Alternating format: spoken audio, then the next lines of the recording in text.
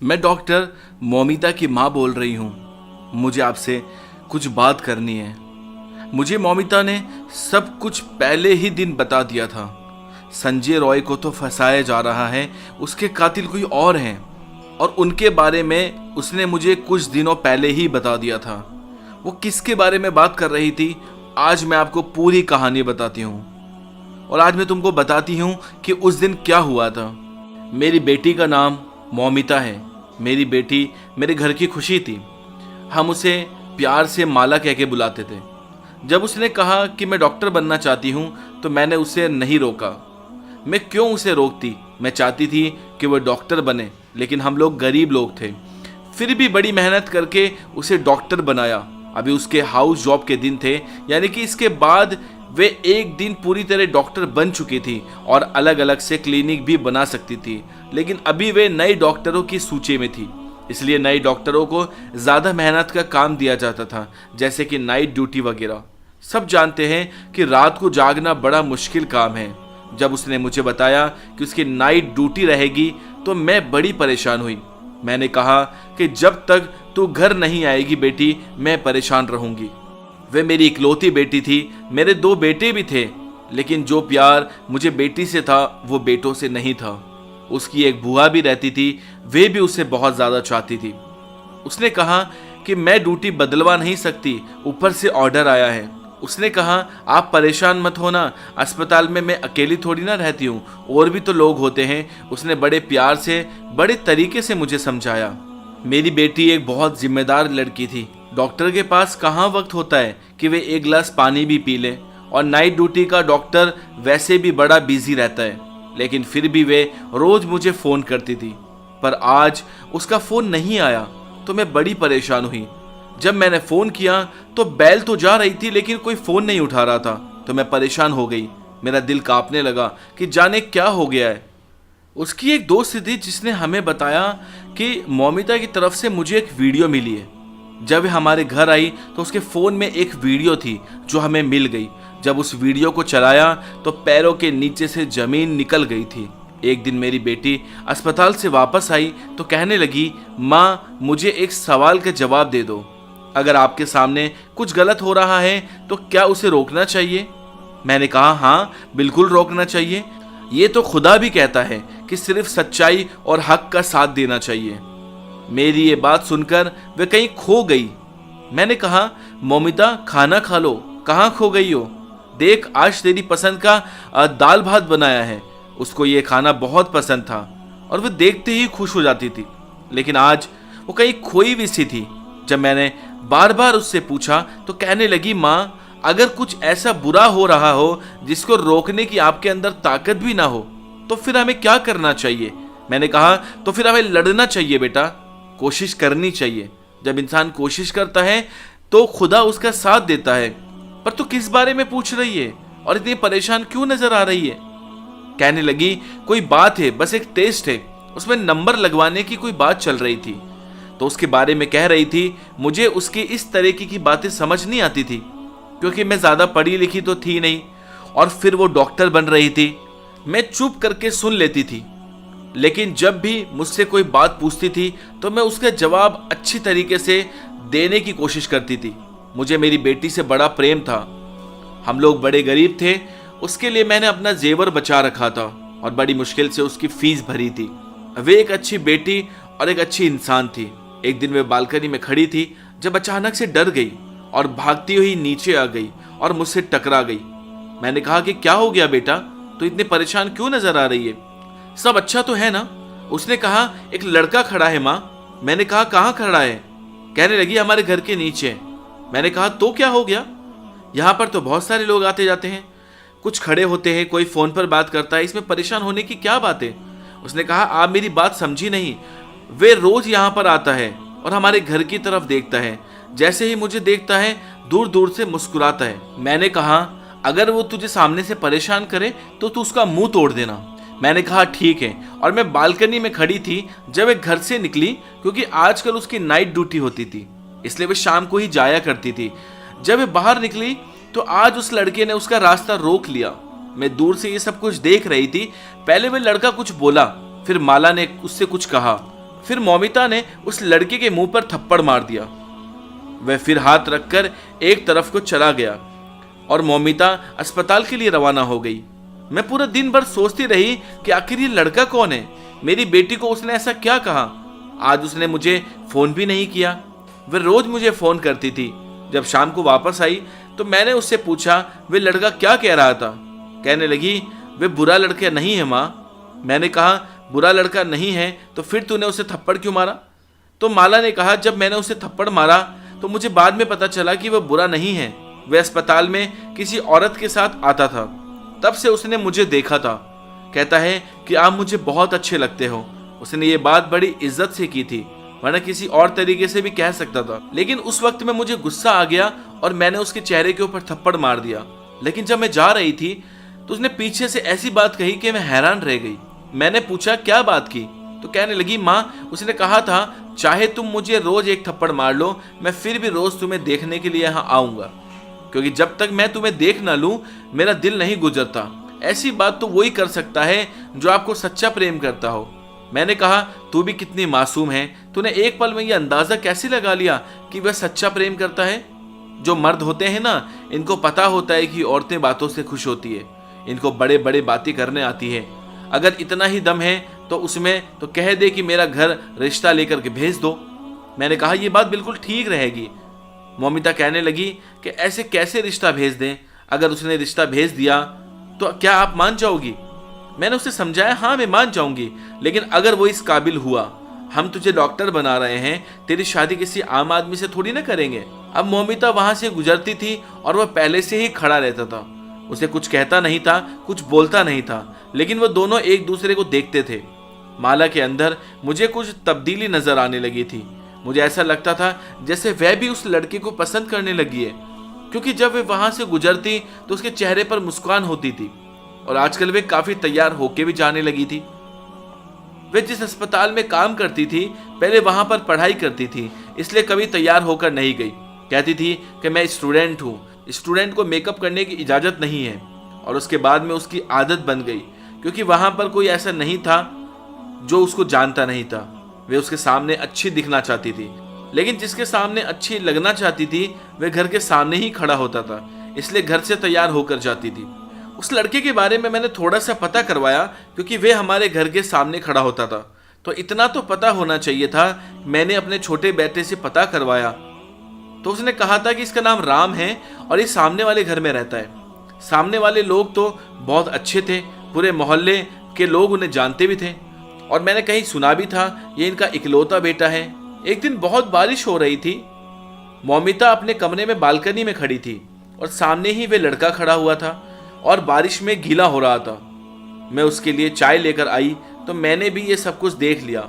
मुझे कहने लगी देखो ना, सर्दियों की पहली बारिश है और ये कैसी हरकतें कर रहा है। मैं भी हैरान हुई, लेकिन मैंने अपनी बेटी को कहा तू इतना क्यों सोच रही है, ये तो अपनी मर्जी की बात है। तुम अपने कमरे में आकर बैठ जाओ, बाहर मत खड़ी हो, नहीं तो सर्दी लग जाएगी। वो वहां से चली गई, लेकिन थोड़ी देर बाद में मैंने महसूस किया वो फिर से जाकर बालकनी में खड़ी हो गई। लेकिन बहुत सारे ऐसे लोग थे जो मौमिता से शादी करना चाहते थे। फिर उस रात मैंने और मौमिता ने बहुत सारी बातें की।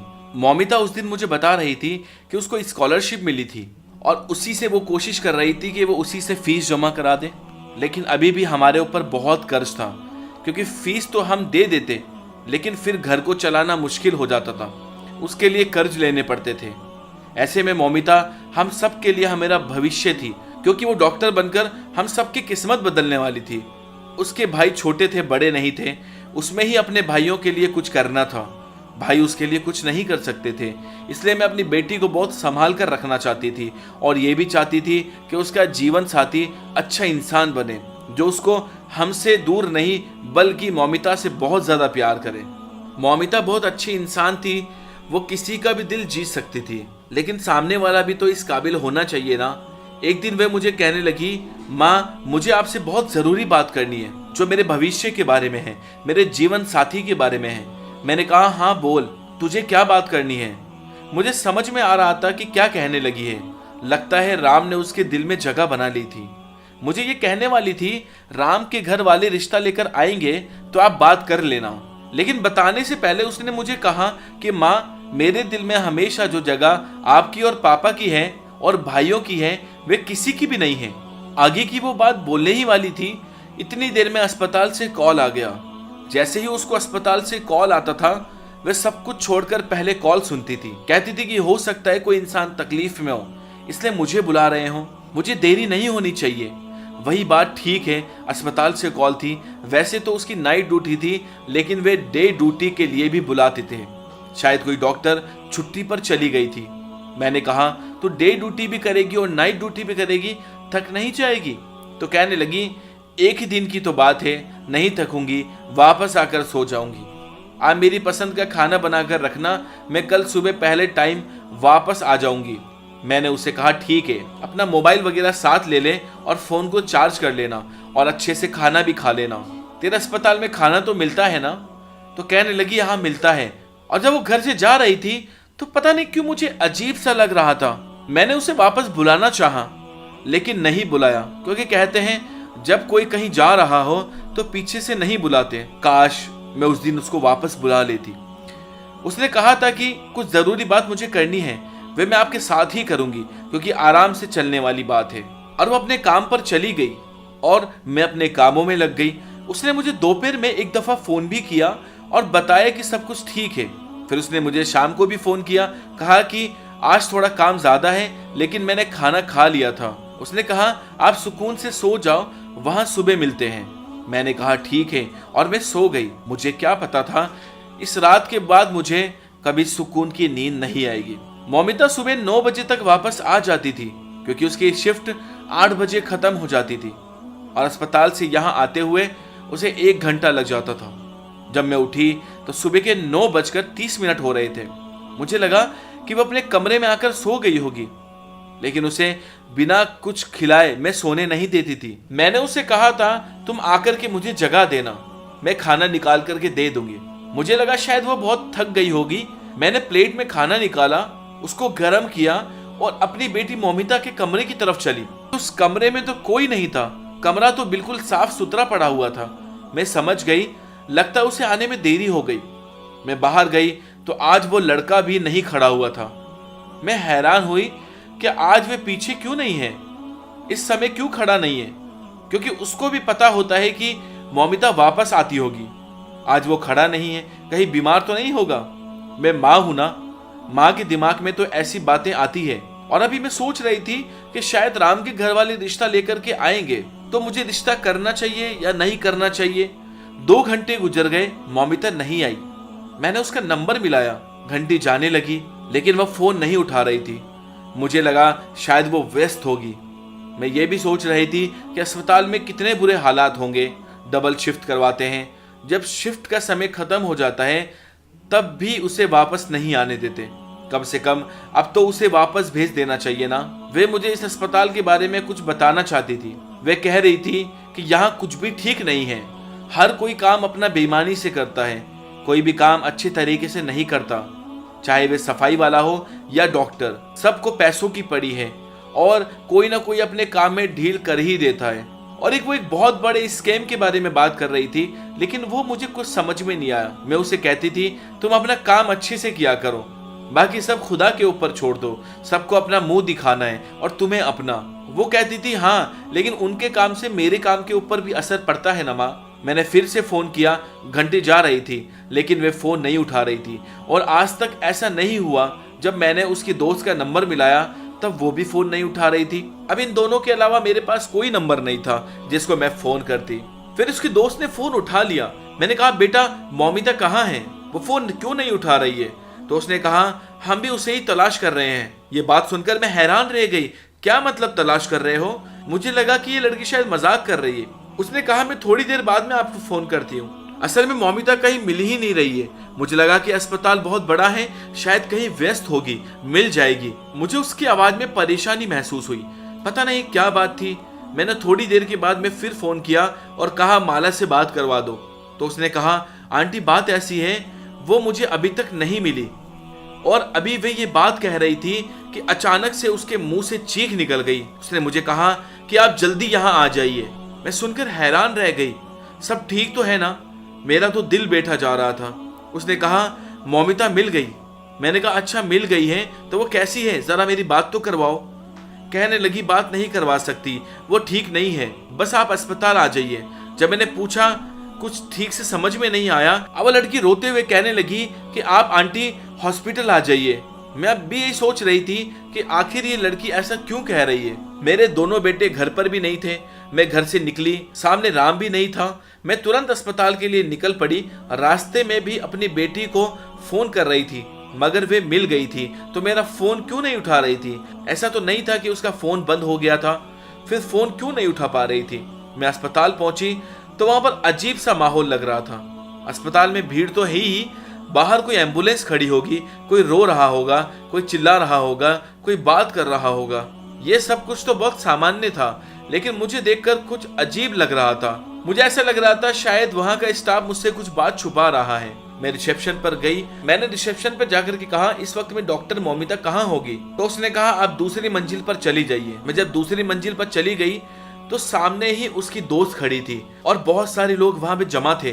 अजीब सा शोर हुआ था, पांव रखने की जगह नहीं थी। मौमिता की दोस्त रोती हुई मेरे पास आई और कहा, आंटी ये क्या हो गया। मुझे नहीं पता आंटी, मैं वहां पर नहीं थी। अगर मुझे पता होता तो मैं कुछ ना कुछ जरूर करती। मैंने कहा, क्या कह रही हो तुम, क्या हुआ है और मौमिता किधर है। उसने मुझे एक ही लाइन में बताया कि मौमिता अब इस दुनिया में नहीं है। और मुझे ऐसा लगा कि मैंने ये बात सुनी ही नहीं, लेकिन असल में मैंने ये बात सुन ली थी और मेरे दिल तक ये बात पहुंच गई थी। तभी वहां पर एक आदमी आया। उसने कहा, आप है डॉक्टर माला की माँ, उनके साथ बहुत बुरा हुआ है। वह मुझे बताने लगा कि हुआ क्या था। वे मुझे ऐसी ऐसी बातें बता रहा था जो आप अपनी बेटी के बारे में कभी सुनना भी नहीं चाहते थे। दुनिया की कोई भी माँ ऐसी बात कभी जिंदगी में नहीं सुन सकती। जब उसने कहा कि 20 लोग थे तो मैंने हैरान होकर उसकी तरफ देखा। मैंने कहा, क्या कह रहे हो। लेकिन अब मुझे कुछ समझ आ गई थी कि यहाँ पर बहुत बड़ा अनर्थ हो गया था। मेरी मौमिता बहुत बुरी हालत में है। मुझे माला की एक झलक दिखाई गई और वो भी बहुत दूर से, और उसके बाद में मुझे पीछे कर दिया गया और बॉडी को पोस्टमार्टम के लिए ले गए। मेरी हालत इतनी बुरी हो गई थी कि मैंने चीखना शुरू कर दिया। मुझे उसकी दोस्त ने संभाला। मेरे चिल्लाने की आवाज पूरे अस्पताल में गूंज रही थी। उसकी सहेली ने बताया कि हम उसे पूरी रात भर ढूंढ रहे थे। फिर वो एक अंधेरे में हमें ऐसी हालत में मिली कि हमें लगता है उसके साथ ये सब कुछ करने वाले 20 लोग थे, लेकिन वो कौन है, कहां से आए थे, ये किसी को नहीं पता। अस्पताल वालों ने हमें बहुत तंग किया, बहुत जलील किया। हमें बॉडी नहीं दे रहे थे। कभी कह रहे थे आपकी बेटी ने लगता है अपने दोस्त को बुलाया था, कभी कह रहे थे एक दोस्त नहीं था बल्कि 4-5 दोस्त थे। कभी और बात करते, कभी कुछ और बात करते। हमें बिल्कुल समझ में नहीं आ रहा था कि आखिर ये हुआ क्या है और ये लोग बात क्या कर रहे हैं। आज सारा देश मेरी बेटी के लिए खड़ा है, सब उसकी तरफ से इंसाफ मांग रहे हैं, लेकिन हमारे पास ऐसा कोई भी सबूत नहीं था जिससे हमें ये पता चले कि आखिर हुआ क्या था। अस्पताल वालों ने जो रिपोर्ट जारी की थी उसमें लिखा था कि डॉक्टर ने आत्महत्या कर ली है, लेकिन माला कभी ऐसा नहीं कर सकती थी। वह तो मुझे कुछ बताना चाहती थी, घर से हंसती हुई निकली थी। उसकी आंखों में ढेर सारे सपने थे, तो फिर वो आत्महत्या कैसे कर सकती थी। हमने हॉस्पिटल वालों से कहा, मौमिता का फोन किधर है, वो हमें दे दें और उसका बैग वगैरह भी हमें दे दें। उन्होंने हमें सारी चीजें वापस कर दी। बहुत सारी चीजें उसकी वैसी थी जो टूट चुकी थी। उन्होंने सब कुछ दे दिया, लेकिन उन्होंने हमको मोबाइल नहीं दिया। हम हैरान हुए कि फोन क्यों नहीं दिया गया, तो कहने लगे ये सबूत के तौर पर हमारे पास रहेगा। लेकिन वो बहुत अजीब बात कर रहे थे। अगर उसने आत्महत्या की थी तो फिर सबूत किसको दिखाना था। हमने बहुत कोशिश की कि काश फोन मिल जाता, क्योंकि फोन से ही पता चल सकता था कि उसकी जिंदगी में क्या चल रहा था, लेकिन उन्होंने हमें फोन नहीं दिया। इस बात को 3 दिन गुजर गए थे और 3 दिन से मैंने राम को भी नहीं देखा था। क्या उसको पता नहीं था कि माला के साथ क्या हुआ था। वह तो इस दुनिया से भी चली गई थी, ये बात तो सारे देश में फैल चुकी थी, तो फिर उसको क्यों नहीं पता था। लगता है शायद वो डर गया था और अपने कमरे में बैठ गया था। शायद उसको बहुत ज्यादा दुख हुआ और वो घर से बाहर ही नहीं निकल रहा था। और पता नहीं कितनी दफा हमारे घर में पुलिस भी आई थी। मेरी जो हालत थी मैं ही जानती थी। एक तो मेरी जवान बेटी जिसको मैंने मुश्किल से डॉक्टर बनाया, वो इस दुनिया से चली गई, और मैं ये जानती हूँ कि वो कैसे गई। मुझे रात को नींद भी नहीं आती थी। मैं पूरी पूरी रात भर रोती रहती थी। सब लोग इंसाफ मांग रहे थे, लेकिन जो मेरे साथ हुआ था वो कभी ठीक नहीं हो सकता। मेरी बेटी तो कभी वापस नहीं आ सकती। वो हमारे घर की लक्ष्मी थी। मेरी बेटी इस दुनिया से चली गई, अब उसे कभी वापस नहीं आना। क्या मुझे मेरी बेटी को कोई वापस लाकर दे सकता है? एक हफ्ते बाद में माला की दोस्त अचानक मेरे घर पर आई। उसने कहा मुझे माला की तरफ से एक वीडियो मिली है। उसने कहा कि शायद माला ने उसी वक्त ये वीडियो भेजी होगी, लेकिन मैंने भी नहीं देखी थी। मैं बहुत ज़्यादा व्यस्त हो गई थी और डर भी गई थी, क्योंकि मुझे भी धमकाया गया था और सारे स्टाफ वालों को धमकाया गया था और कहा गया था कि अगर कुछ भी कहा तो अंजाम अच्छा नहीं होगा।